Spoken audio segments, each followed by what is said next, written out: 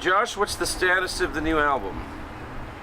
We are going to start work on the new record.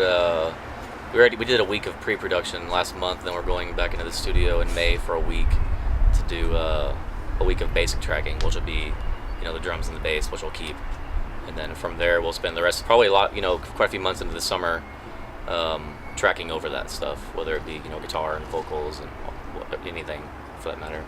Who's producing? Danny Reich is producing it. Danny did our last record. It's called Good Danny's. We'll be using two different studios. Public Hi-Fi, which is owned by Jim Eno from Spoon. We'll be using that for basic tracking. Then Danny's other studio, Good Danny's, for the rest of the record, all the tracking. When's your projected release date? I don't know when we're going to release it. We don't even know when we're going to be done with it. Ideally, we'll get, we'll wrap it up as soon as we can. But at the same time, we worked really hard on songwriting for this, and being that it's our second full length, we want to take our time, and we've been in the position before where we've rushed ourselves to try to put a record out. I just don't want to do that again. So it'd be cool if we can get it out by the fall.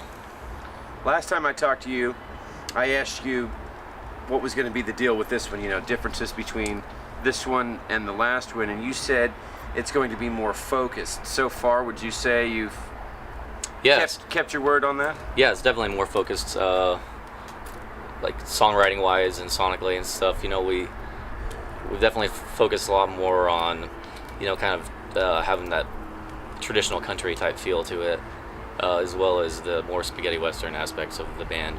We've phased out the mandolin and the banjo, stuff that had more of like a folky type feel to Crooks. We chose not to do that this time around, and it's not quite as abstract, I would say, as the last record, but we're really proud of that record. But yeah, I think focused is a better word to describe this. Somebody asked me the other day to describe you guys, because I was talking, I haven't heard of them, tell me what you think, Jeremy. And I said, well, if they were to remake those old Clint Eastwood movies, these guys would be somebody they'd probably go to for the soundtrack. Yeah, we get that a lot. Something kind of a mix between an old spaghetti western and a Quentin Tarantino flick. People usually say that because I think it's because all of the trumpets. People think it's like perfect for like a bloody scene in a Quentin Tarantino movie or something. So. The politicians make promises and they can't keep. They keep printing money till they get it way too deep.